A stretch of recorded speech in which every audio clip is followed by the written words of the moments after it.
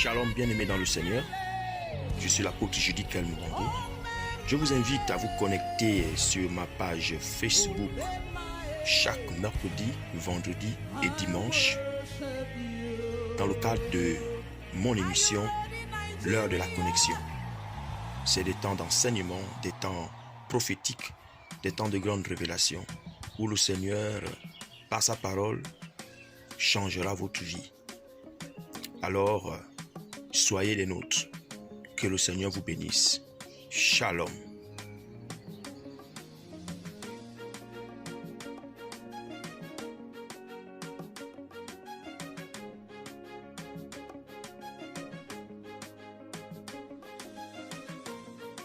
Alléluia, je te salue dans le précieux nom et dans le puissant nom de Jésus. Je rends grâce à Dieu pour ta vie. Je rends grâce à Dieu pour celui qui a permis que tu sois encore debout ce matin. Je rends grâce à Dieu pour celui qui a permis qu'en ce jour, nous soyons encore ensemble. Je bénis le nom de l'Éternel des armées. Je rends gloire au Seigneur qui t'a choisi, qui t'a appelé, qui t'a prédestiné, qui t'a établi avant la fondation du monde. Que le Seigneur soit ainsi glorifié, que le Seigneur soit ainsi magnifié dans ta vie et que réellement ce que le Seigneur a prédestiné avant la fondation du monde te concernant soit réellement manifeste en ce jour. Alléluia. Gloire soit rendue au Seigneur qui est vivant. Gloire soit rendue à celui qui vit éternellement, à celui qui t'a prédestiné, à celui pour qui tu as la vie et pour qui tu as le mouvement. Celui-là qui est éternel. Alléluia. Amen, amen, amen. Nous sommes bénis de partager encore une fois de plus devant ces challenges, devant ce monde plein de challenges, de pouvoir être connecté pour pouvoir recevoir la sémence de vie, pour pouvoir recevoir la parole de vie, pour pouvoir recevoir la parole qui change et la parole qui guérit. Alléluia. C'est pour cette raison réellement que nous donnons une offrande d'acclamation au Seigneur qui permet que malgré ce que l'ennemi planifie, cela n'aboutit point. Amen. Alléluia. Amen. Alors, ce matin, je vais tout simplement continuer dans ma série sur la foi. Alléluia. Amen. Amen. Amen. Dis-moi un amen, dis-moi un amen, dis-moi un amen. Je vais voir ton amen. Je vais voir ton amen, je vais voir ton amen. J'espère que tu es assise, que le Seigneur bénisse. Ma fille Didine, la fille Grâce, maman Joséphine, maman Clarisse, la mère Sophie. Que Dieu vous bénisse, maman Philippa. Que Dieu vous bénisse, que Dieu vous bénisse. Nous vous aimons. Merci d'exister, merci d'être une bénédiction pour, pour cette génération. Alléluia. Amen. Amen, amen, amen. Donc nous voulons partager la parole de Dieu. Nous voulons recevoir de la part du Seigneur. Nous voulons recevoir de la part du Seigneur ce message merveilleux sur la foi. Amen. En fait, le plus souvent, le message que nous avons reçu sur la foi était beaucoup plus un message ancré sur la capacité de recevoir. Donc, on nous a appris que sans la foi, il est impossible d'être agréable. C'est par la foi que nous recevons la guérison. C'est par la foi que nous recevons les miracles. C'est par la foi que Dieu agit dans nos vies. Et c'est vrai, c'est totalement vrai. Il n'y a rien d'étrange et de faux dans ça. C'est la vérité. C'est par la foi que nous plaisons à Dieu. C'est par la foi que le Seigneur peut manifester à notre égard des choses extraordinaires parce que nous croyons en lui. C'est l'une des raisons pour lesquelles Jésus lui-même dit dans le livre de Luc chapitre 18 au verset 1 que les hommes doivent toujours prier, ne point se relâcher. À partir du verset 2, il fait effectivement il explique aux hommes et à ses disciples comment une femme a fait front à un juge inique qui ne croyait pas en Dieu, mais par son affront, elle a pu faire fléchir cet homme qui ne croyait pas et qui n'avait pas d'égard, qui n'avait d'égard pour personne. Alors, et à la fin, il pose la question, est-ce que lorsque le Fils de l'homme reviendra sur la terre, trouvera-t-il encore la foi? Donc, c'est pour nous dire que c'est par la foi que nous recevons de la part de Dieu. C'est par la foi que nous expérimentons la puissance de Dieu au milieu de nous. La foi est très importante, c'est notre élément le plus, je pourrais dire, c'est l'élément le plus important. Ok, la foi, c'est l'élément le plus important pour notre connexion avec le Seigneur et pour bénéficier des grâces qui nous ont été prédestinées par l'Éternel alors que nous séjournons sur la terre. Sauf que ici, je vais parler de l'épreuve de la foi. L'épreuve de la foi. Allez, amen. L'épreuve. Parce que devant cela, nous avons un combat. Et notre combat, c'est la capacité de pouvoir préserver la foi. Amen. Allons-y dans le livre d'Éphésiens au chapitre 6. Nous allons lire quelque chose de très important. Éphésiens chapitre 6. Dans le livre d'Éphésiens au chapitre 6. Alléluia. Amen. Éphésiens au chapitre 6. Waouh. Nous sommes bénis. Merci pour le papa Luc Prosper qui fait tout. J'aimerais qu'on acclame le Seigneur pour la vie de cet homme. Acclame. Acclame le Seigneur pour papa Luc Prosper, pour le révérend Luc Mabonzo. Il fait tout pour que la parole de Dieu continue à arriver chez toi, malgré que le diable ne veut même plus qu'on puisse se réunir. Alléluia. Amen. Il faut être là pour voir comment il se bat, pour permettre à ce que chaque jour, la parole de Dieu te parvienne. Ce n'est pas facile, c'est vrai que lorsque tu es assis chez toi, tu ne fais que expérimenter la bénédiction. Mais derrière le fait que cette bénédiction arrive vers toi, il y a beaucoup d'efforts qui se font, il y a beaucoup de sacrifices qui se font. Et pour cela, nous devons célébrer cet homme alors que il est parmi nous. Amen. Amen. Que Dieu te bénisse. Envoie beaucoup de likes, envoie beaucoup de j'aime, envoie beaucoup de likes. Amen. Amen. Amen pour ce grand homme qui fait des choses merveilleuses pour le Seigneur. Alléluia. Amen. Amen. Amen. Oh, gloire. Alors, Éphésiens chapitre 6. Éphésiens au chapitre 6. Et le passage que nous allons lire ici, se trouve sur au verset 16. Éphésiens chapitre 6 au verset 16. Écoutez ce qu'il dit. Prenez par-dessus tout cela le bouclier de la foi. Alléluia. Prenez par-dessus tout cela. Cela veut dire que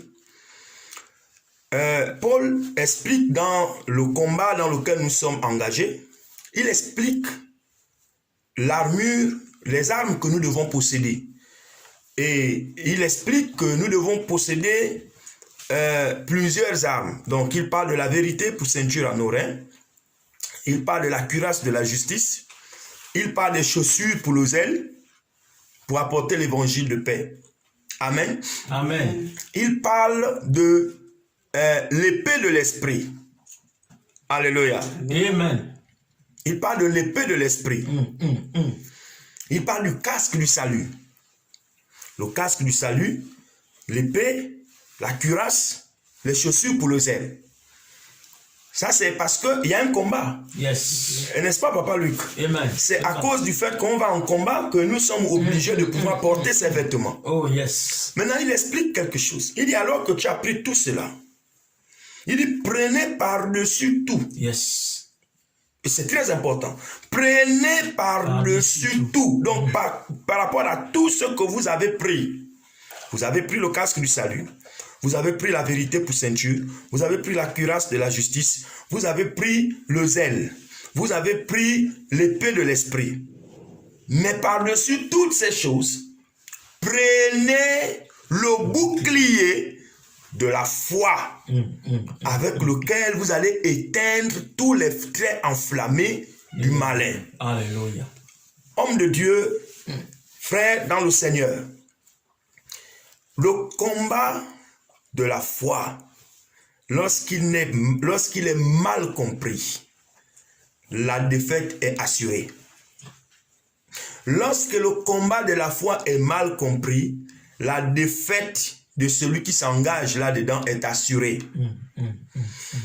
Ici, lorsque nous nous lançons dans la méditation de ce passage, nous nous rendons compte que Paul est en train de dire, tu peux avoir la vérité pour ceinture à terre, tu peux avoir la cuirasse de la justice, tu peux avoir le zèle pour prêcher l'évangile, pour prêcher par-ci, par-là. Tu peux avoir la parole de Dieu que tu récites. Mais, si tu n'as pas le bouclier de la foi, tous tes combats que tu vas vouloir aller mener, l'ennemi prendra le dessus sur toi. Pourquoi? Parce qu'il y a des traits enflammés. Parce qu'il y a des pièges, en d'autres termes. Parce qu'il y a... C'est terrible. Ce n'est pas l'épée. Mais et pourtant, c'est l'épée qui devait... Puisqu'on dit que c'est la parole de Dieu, l'épée. Mais on dit non, c'est le bouclier. Donc cela veut dire que la parole de Dieu que nous recevons, elle a pour mission de venir créer en nous la capacité de résister aux puissances des ténèbres. Alléluia. My God. La parole de Dieu que nous recevons vient pour créer en nous la capacité de résister. Parce que la Bible dit que la foi vient de ce que l'on entend. Et ce que l'on entend vient de la parole de Christ. Alléluia. Amen. Donc, il est plus que primordial. Il est plus que nécessaire de pouvoir dans nos vies avoir la capacité de recevoir la parole de Dieu pour avoir la foi nécessaire afin de pouvoir éteindre les traits enflammés de l'ennemi. Quels sont les traits enflammés de l'ennemi? Mais les traits enflammés de l'ennemi, c'est l'ennemi qui vient te dire tu vas mourir demain. Il vient te parler en vision. Il vient te parler dans un songe. Il vient te stresser par une maladie. Il vient te stresser par le coronavirus. À un tel point que si quelqu'un tousse à côté de toi, tu dis c'est fini, j'ai attrapé le coronavirus. Je parlais avec quelqu'un hier et la personne me disait, en Afrique, les gens meurent de palu tout le monde, de tous les jours. Amen. Amen. Mais depuis que le corona est arrivé, les gens ne partent plus à l'hôpital. Et ce qui est bizarre, c'est que on ne voit pas les morts de palu. Donc en fait, le palu a d'abord mis pause pour laisser au corona faire son travail. Donc les gens ont beaucoup plus, vous voyez, les gens en fait, ils ont maintenant beaucoup plus foi au corona pour mourir qu'au palu pour les tuer. Donc les gens croient beaucoup plus que le corona est plus dangereux que le palu. Or, le corona ne tue pas plus de gens que le palu.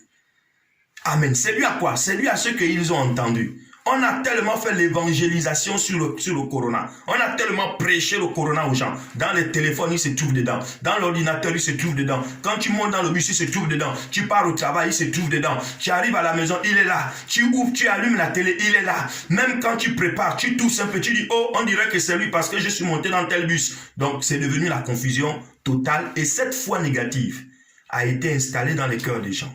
À un tel point qu'aujourd'hui, les gens sont totalement dans la confusion et ils ont peur. Alléluia. Amen. Alors, c'est là où il est nécessaire de comprendre le combat de la foi. Parce que la mission de l'adversaire, c'est de pouvoir permettre à ce que le bouclier qui te permet d'éteindre les traits enflammés. Il parle du bouclier. Et c'est ce bouclier qui te permet d'éteindre. C'est-à-dire que lorsque l'ennemi envoie quelque chose contre toi pour te persécuter, te déstabiliser, il peut envoyer ça par la tête. Et vous voyez, il y a des balles que la tête que le casque que tu as sur la tête ne peuvent pas rejeter. Donc il faut utiliser aussi le bouclier de la foi pour pouvoir rejeter, repousser ces attaques qui viennent par la tête. Il y a des attaques qui peuvent venir par les pieds, il y a des attaques qui peuvent venir au niveau du thorax, il y a des attaques qui peuvent venir au niveau des reins. Et toutes ces choses, toutes ces attaques ne peuvent qu'être maîtrisées que par le bouclier de la foi. Alléluia. C'est l'une des raisons pour lesquelles ta foi, c'est ce que le diable cherche à enlever. S'il y a une chose que Satan cherche à faire dans ta vie, c'est enlever ta foi. Alléluia. Amen. Alors, il y a des épreuves que tu vas devoir traverser. Il y a des épreuves que tu vas devoir endurer. Et ces épreuves viennent en fait pour pouvoir tester la force de ton intégrité, de ton enracinement dans la foi que tu confesses et que tu professes. Alléluia. Alors, qu'est-ce que la Bible nous dit dans le livre de Pierre? Amen. 1 Pierre. Amen. Amen. Est-ce que tu es là avec moi? Dis-moi amen si tu es là avec moi. Alléluia. Alléluia, alléluia, alléluia, alléluia. Alléluia, alléluia, alléluia, alléluia. Nous rendons gloire à celui qui vit éternellement. Amen. Amen, amen, amen. Amen. Ouvre ta Bible avec moi dans le livre de 2 Pierre. 2 Pierre au chapitre 1. 2 Pierre chapitre 1. 2 Pierre au chapitre 1. Oh, gloire à Dieu, gloire à Dieu, gloire à Dieu, gloire à Dieu, gloire à Dieu. Nous bénissons le Seigneur pour l'opportunité de pouvoir être en ligne avec les hommes du monde entier, le pasteur Sandoku depuis la France. Alléluia. Amen. Nous bénissons le Seigneur pour la vie de ces hommes qui prêchent l'évangile dans cette partie du monde. Amen. Amen. Alléluia. Alléluia. Alléluia. 2 Pierre au chapitre 1. 2 Pierre au chapitre 1. 2 Pierre au chapitre 1. 2 Pierre au chapitre 1. Au verset 1. Je vais lire la parole de Dieu. Amen. Amen. 2 Pierre chapitre 1 verset 1. Simon Pierre, serviteur, apôtre de Jésus-Christ, à ceux qui ont reçu en partage une foi du même prix que la nôtre, par la justice, notre Dieu et du Sauveur Jésus-Christ. Que la grâce et la paix vous soient multipliées par la connaissance de Dieu et de Jésus-Christ, notre Seigneur. Alléluia. Amen. Alléluia. Amen. Paul et Pierre, ici l'apôtre Pierre dit à ceux qui ont reçu en partage une foi du même prix que la nôtre. À ceux qui ont reçu par la foi, amen, à ceux qui ont reçu en partage une foi du même prix que la nôtre, par la justice de notre Dieu et par le Sauveur Jésus-Christ. Que la grâce et la paix vous soient multipliées par la connaissance de Dieu et de Jésus, notre Seigneur. Alléluia. Bien-aimés, Paul et Pierre dit quelque chose ici. Il dit, la foi que nous avons reçue est de même prix et de même valeur. Si tu veux, ça a la même valeur, ça a le même prix que celle que eux ils ont reçue. Amen. Amen. Cela veut dire que si Pierre a reçu une foi qui était rattachée à certaines épreuves, et que c'est la même foi aussi que toi tu as reçu, cela veut dire que le même montant que toi tu as reçu là, comme Pierre aussi a reçu le même montant de la foi, ce sera pour faire quoi? Ce sera pour tenir ou encore pour faire face aux situations et aux circonstances qui vont se manifester dans ton temps. À l'époque de Pierre, il n'y avait pas des avions.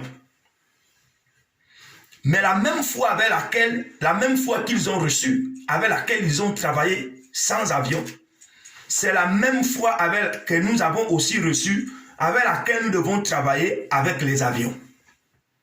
À l'époque de Pierre, il n'y avait pas de voiture. Il marchait. À l'époque de Pierre, il n'y avait pas de téléphone. On ne pouvait pas aujourd'hui prêcher.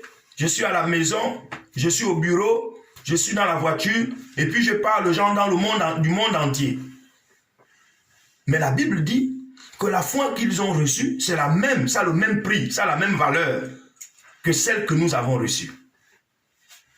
Sauf que ici, il y a un aspect que nous ne contrôlons pas, que nous ne gérons pas, que nous n'arrivons pas à pouvoir, nous n'arrivons pas à nous soumettre à cela. Alléluia. Amen. Alléluia. Le combat est un combat multiforme, multidimensionnel et qui nécessite une certaine compréhension pour pouvoir bien le mener. La dimension, la valeur de la foi ne change pas, elle reste la même. C'est-à-dire que dans chaque génération, Dieu a compris que la même foi que Pierre a utilisée pour pouvoir surmonter les situations, c'est la même foi que nous avons aujourd'hui, que nous avons reçue et que nous devons pouvoir utiliser pour pouvoir aussi surmonter les situations. Ça ne change pas. Mais alors, d'où vient maintenant la différence entre Pierre, Paul et notre génération? D'où vient maintenant la différence où nous devons pouvoir effectivement être engagés?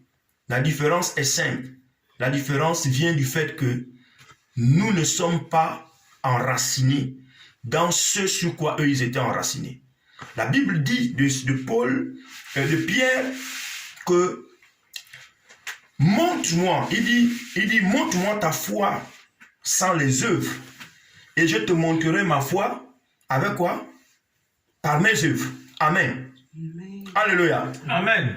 Donc, les œuvres, ce n'est pas seulement ce que tu peux accomplir comme une bénédiction. Depuis un certain temps, le Seigneur me permet de voir la chose dans le côté opposé. Parce que nous avons longtemps prêché sur la foi qui nous permet d'avoir des choses, qui nous permet de pouvoir vivre dans le miracle, comme je disais au début. Mais depuis un certain temps, le Seigneur est en train de m'enseigner sur le côté opposé, c'est-à-dire de comprendre que la foi, elle doit être éprouvée. C'est-à-dire qu'il y a des situations qui doivent venir, la foi sera confrontée à ces situations. La foi va devoir pouvoir démontrer sa profondeur, son intégrité, pour permettre à ce que la fin soit meilleure que le commencement. Alléluia. Amen. Amen. Amen. Donc, c'est l'une des raisons pour lesquelles je suis beaucoup plus dans le domaine de préparer, non pas à recevoir une bénédiction, mais à endurer l'épreuve. Alléluia. Alléluia. Amen, amen. Endurer l'épreuve, parce que nous sommes dans des temps où, si tu n'es pas préparé, facilement tu vas lâcher. Amen, je vous dis, bien aimé dans le Seigneur, tu vas lâcher facilement. Alléluia. Facilement, tu peux laisser tomber. Alléluia. Donc, tu dois comprendre les autres aspects. Ça dit que ta foi sera éprouvée par les épreuves. Alléluia. Amen. Ce n'est pas seulement la foi qui doit régénérer les bénédictions matérielles, financières ou encore des bénédictions spirituelles. Parce qu'on reçoit par la foi.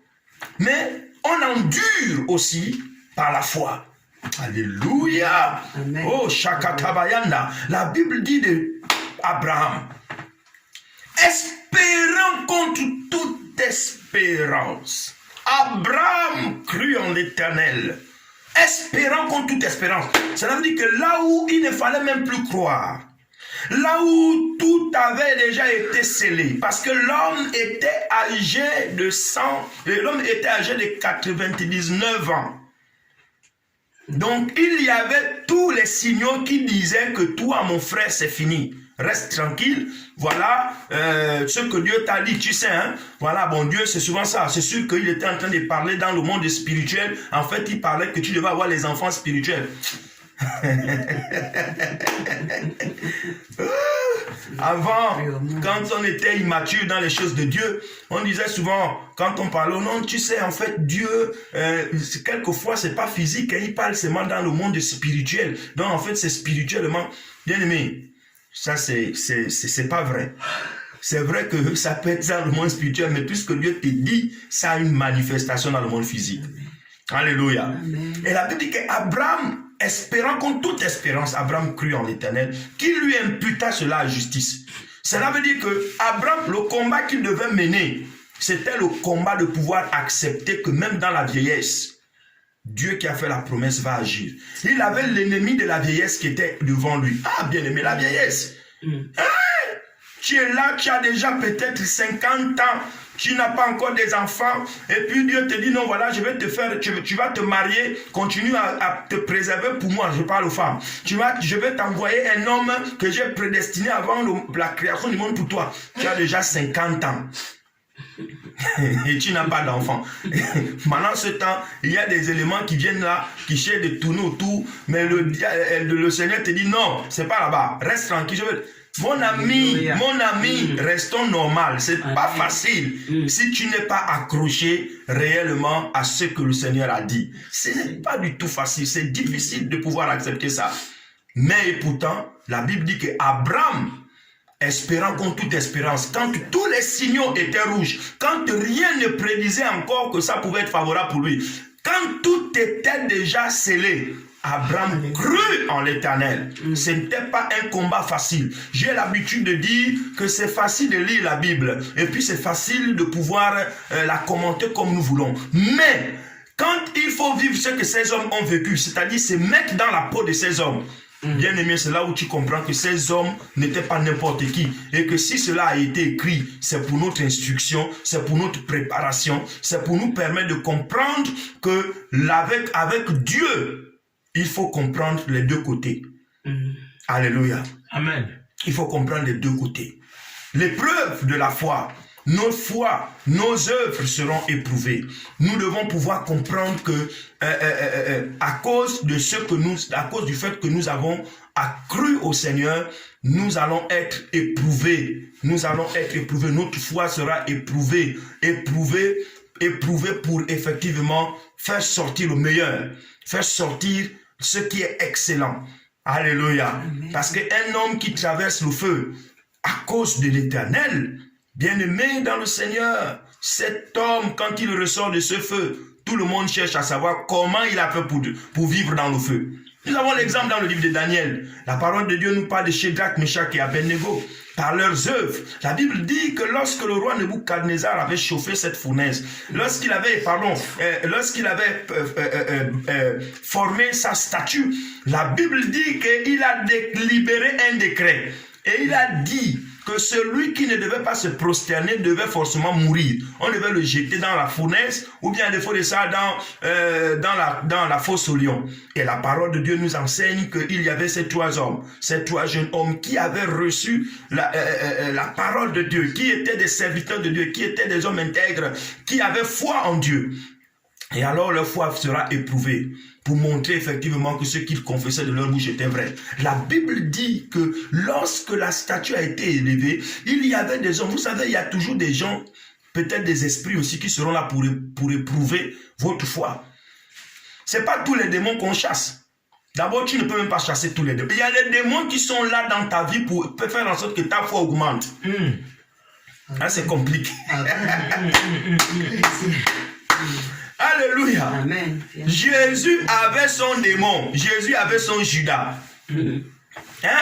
Chacun a son chacun pour te permettre d'accomplir la parole de Dieu. Yes. Alléluia. Amen. Amen. La parole de Dieu nous dit que ces hommes ont dit à Nebuchadnezzar, écoute-nous bien, vis longtemps. Donc ils ont souhaité même, ils ont béni même le roi. Oh roi, vis longtemps. Mais écoute-nous, nous n'allons pas nous prosterner devant toi. Nous n'allons pas nous prosterner devant la statue que tu as érigée. Ah! Mais qui va vous délivrer? Quel est ce Dieu qui peut vous délivrer de mes mains? Il dit parce que nous avons notre Dieu. Il est fort. Il va nous délivrer. Là encore, c'est bien. Mais ce qui me choque, c'est lorsqu'ils disent à Nebuchadnezzar, même si Quelle foi. il ne nous délivre pas, Nebuchadnezzar, nous n'allons pas nous prosterner parce que nous connaissons ces dieux, nous connaissons cet homme, notre arrière grand-père. Si nous sommes aujourd'hui, c'est parce que nous sommes la descendance de notre arrière grand-père, dont la femme était stérile, qui ne faisait pas les enfants. Et cette femme, alors qu'elle était avancée en âge et son mari Marie avançaient en âge, ils ont reçu la promesse de ce Dieu-là que nous ne pouvons pas tromper. Voir l'évangile. L'évangile a été promu à l'époque de Nebuchadnezzar, à l'époque de Shadrach, Meshach et Abednego par les persécuteurs. La foi avait été mise à l'épreuve. Amen. Les œuvres, la confession de ces enfants avait été mise à l'épreuve. Ce que tu confesses, quand tu dis, oh non, moi je suis né de nouveau, moi je suis chrétien, moi je suis de Dieu, le diable dit, ok, on va voir si c'est vrai. Il va te mettre à l'épreuve. Il va te mettre à l'épreuve. Vous savez, je vais vous faire ce témoignage. Lorsque je rentrais dans le ministère, lorsque je m'engageais à pouvoir répondre à l'appel de Dieu pour établir le ministère sur lequel le Seigneur me permet de travailler aujourd'hui, le ministère d'intercession de Christ pour les nations, j'étais allé voir un ancien pasteur, c'était un ancien vraiment dans la chose de Dieu. Il avait commencé dans l'église catholique, il a fait tous les stages, il était d'abord prêtre, un grand prêtre. Et après, il s'est converti, il a rencontré, il a donné sa vie à Jésus. Il est né de nouveau, en fait, comme on dit dans le jargon charismatique et pentecôtiste. Et il s'est affilié aux églises charismatiques et de réveil. Et cet homme, avec la connaissance qu'il avait de l'église catholique et la connaissance qu'il avait encore acquis des églises de réveil, des mouvements de réveil, avait une certaine sagesse. Je suis allé le voir. Et je lui ai dit, voilà, papa, le Seigneur me demande de pouvoir commencer, c'est pourquoi il m'a demandé de repartir au Gabon. Et il m'a dit, ok mon fils, c'est bien, mais je veux que tu saches une chose. Quand tu décides de servir Dieu, je bénis le Seigneur pour cet homme. Il dit, quand tu décides de servir Dieu, tu dois savoir une chose, mon fils. C'est que ça ne fait pas de toi quelqu'un d'extraordinaire par rapport au quotidien des hommes sur terre. Tu resteras un homme entièrement, mais tu seras aussi un homme de Dieu. Ça veut dire que les problèmes que les hommes vivent, tu vas les vivre. Et tu vas aussi vivre ce que Dieu, en tant qu'homme de Dieu, a prévu que tu puisses vivre dans ce domaine. Oh, je ne comprenais pas. Après, il a été clair. Il dit, tu sais, je vais te dire une chose. En partant de venir, en allant commencer l'église, en répondant à l'appel de Dieu, sache que tu auras des enfants et ton enfant, c'est pas parce que tu es pasteur qu'il ne pourra pas tomber malade. Et tu vas toucher l'enfant comme ça, la fièvre peut être à 40, 42. J'ai dit, pourquoi l'homme là me dit ça? Au début, je ne comprenais pas. Il dit, je te parle la vérité, mon fils. Tu vas voir que ce n'est pas parce que tu as dit que tu vas aller dire que tu es serviteur de Dieu, que toi, tu ne vis plus sur terre, que tu es totalement dans une autre planète. Et il m'a dit ceci, mais tu dois croire en celui qui t'a appelé. Alléluia. Amen. Et vous voyez, c'est resté gravé dans ma tête. Je suis rentré dans cette affaire en comprenant que ce n'est pas parce que je suis aujourd'hui pasteur que rien ne peut m'arriver. Mais la seule chose qui va me permettre de tenir, c'est la foi que j'ai en celui qui m'a appelé. Alléluia. Et c'est ce que je te dis ce soir. C'est ce que je te dis ce matin. Que quelle que soit la situation, tu dois pouvoir croire en celui qui t'a appelé. Que celui qui t'a appelé est fidèle. Que celui qui t'a appelé est juste. J'ai vu ces choses se manifester dans ma vie. J'ai vu ces choses se manifester dans mon ministère. J'ai vu des choses extraordinaires arriver. Pas seulement en bien, mais aussi en mal. Bien-aimé dans le Seigneur. Et la seule chose qui m'a gardé, c'est le fait de croire en celui-là qui m'a appelé, en celui-là qui a dit, va, je serai avec toi. Alléluia. Acclame le Seigneur, parce qu'il sera avec toi. Tu seras éprouvé, tes œuvres seront éprouvées. Ton ministère sera éprouvé. Et oui, ton ministère sera éprouvé. Ta confession sera éprouvée. Et c'est à partir de cette épreuve que tu vas gravir des échelons. Le Seigneur va voir. Il a dit, ok, il a résisté à ceci. Ok, qu'il aille en classe supérieure, dans une nouvelle dimension. À chaque dimension correspond ces démons. À chaque dimension correspond ces challenges. À chaque dimension. Et ça va comme ça. Et ça ira comme ça jusqu'à la fin de tes jours. Le plus important, comme a dit Paul, combat le bon combat. Garde la foi. Dispense droitement la parole. Ne la dilue pas. Ne cajole pas. Comment on dit ça? Qu'on ne te caresse pas dans le sens du poil. Quand c'est mauvais, reconnais que c'est mauvais. Et puis ajuste-toi. Pourquoi? Parce que c'est un combat de la foi. Ce que l'ennemi veut venir enlever, c'est ce bouclier. Il sait que s'il a enlevé le bouclier, c'est fini. Il sait que si le bouclier est parti, c'est terminé. Alléluia. Amen. Amen. Il a dit, quand je marche dans la vallée de l'homme de la mort, je ne crains aucun mal. Car sa houlette et son bâton me rassurent. Alléluia. Est-ce que cela veut dire que dans ta vie, il n'y aura pas des épreuves? Si, il y aura des épreuves. Mais ce sont tes épreuves que tu vas traverser. Ce sont les épreuves que tu vas endurer qui vont effectivement te promouvoir devant le Seigneur. Souvenez-vous de Job, un homme exceptionnel. Amen. Souvenez-vous de Pierre. Souvenez-vous, alléluia, de Paul, Saul de Tarse. Amen. L'épreuve de la foi, le combat de la foi, le combat de la foi avec les épreuves, nos épreuves. Amen. Amen. Nos épreuves, parce qu'il y a des épreuves, il faut pouvoir les accepter. Alléluia. Amen. Je suis en ce moment utilisé par le Seigneur comme un lanceur d'alerte sur les temps difficiles de tribulation qui doivent arriver. Je ne te prêche pas sur la bénédiction. Je sais que tu es déjà béni. Mais je te prêche sur les temps sombres pour que tu sois prêt à les affronter. Que tu ne vendes pas ta foi. Que tu ne puisses pas te compromettre. Que tu demeures ferme. L'Éternel t'a béni. L'Éternel t'aime tellement. Mais aussi, il faudrait bien qu'il te prévienne des choses qui sont sur le point de visiter la terre. Et pour que tu t'apprêtes à dire non à ce que Satan voudra te donner. Alléluia. Tu seras éprouvé financièrement parce que nous rentrons dans une récession financière forte. Mais malgré cela, tu vas devoir donner ton dixième à Dieu. Malgré cela, tu dois devoir donner ton offrande au Seigneur. Ce n'est pas parce qu'il y a la récession sur la terre et que tu ne pourras plus donner à Dieu. Plus que c'est la seule chose de physique qui te connecte à la divinité. Alléluia. Bien-aimés dans le Seigneur, il y a une épreuve, il y a des épreuves que nous devons pouvoir faire face pour mener le bon combat de la foi. Ne te retire pas. Il dit, mon juste vivra par la foi. S'il se retire, mon âme ne prendra point plaisir à lui. Que le Seigneur permette que devant toutes les tempêtes de la vie, que tu demeures ferme, que tu demeures attaché, que tu demeures planté, que tu continues à faire ce que le Seigneur attend de toi et que tu as eu toujours l'habitude de faire. Que tu ne te détournes ni à gauche ni à droite, mais que tu restes planté comme cet arbre près de ce courant d'eau, dont le feuillage ne se frétille point et qui porte son fruit en sa saison. Alléluia. Amen. Gloire soit rendue à l'Éternel. Gloire soit rendue à Dieu qui est vivant.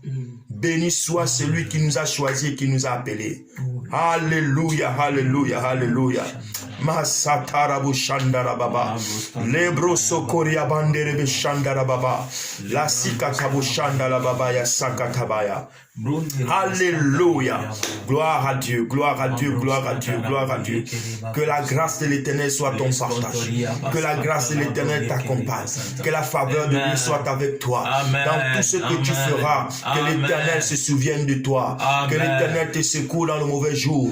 Et que par ta foi, tu triomphes au nom de Jésus. Amen. La Bible déclare que c'est par notre foi que nous triomphons. Amen. Amen. Que le Seigneur te bénisse. Voilà, nous avons terminé. Shalom.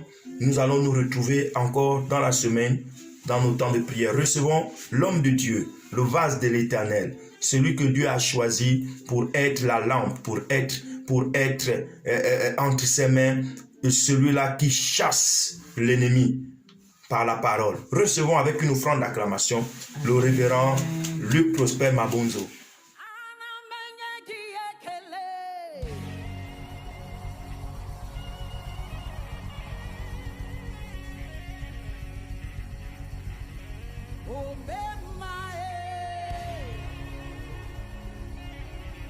Oh,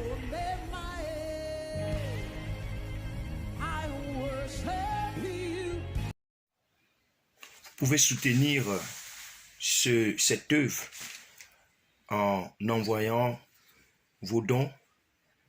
Si vous êtes au Gabon, à notre numéro Airtel Money qui s'affiche sur l'écran.